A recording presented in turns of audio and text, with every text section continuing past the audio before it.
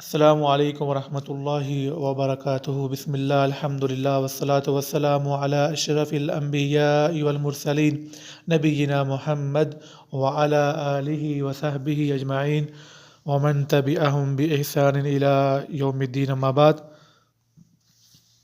باب النہی عن سب الریح۔ آج کا ہمارا بیان یہ ہے کہ ہوا کو گالی مت دی جائے۔ ہوا کو گالی دینا اسلام میں منع ہے۔ اللہ کے نبی صلی اللہ علیہ وسلم نے فرمایا، لا تسبوا الریح، ہوا کو گالی مت دو۔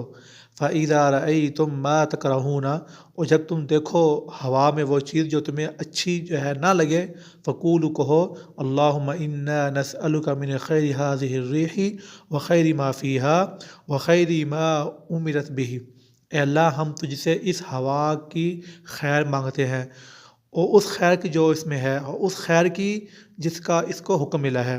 وَنَعُوذُ بِكَ مِنْ شَرِّ هَذِهِ الرِّيحِ وَشَرِّ مَا فِيهَا وَشَرِّ مَا أُمِرَتْ بِهِ، اور ہم اس ہوا کے شر سے تیری پناہ مانگتے ہیں، اور اس شر سے جو اس میں ہے، اور اس شر سے جس کے ساتھ اس کو حکم ملا ہے، اس ہوا کو۔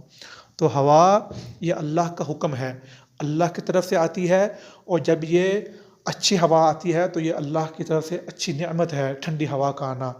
اور جب طوفان آتا ہے تب بھی اللہ کا حکم ہے، آزمائش اور امتحان۔ تو ہم نے اس دعا کو پڑھنا ہے، ہم نے ہوا کو کچھ نہیں کہنا، ہوا ہو، طوفان ہو، آندھی ہو، یہ اللہ کے حکم سے آتی ہے۔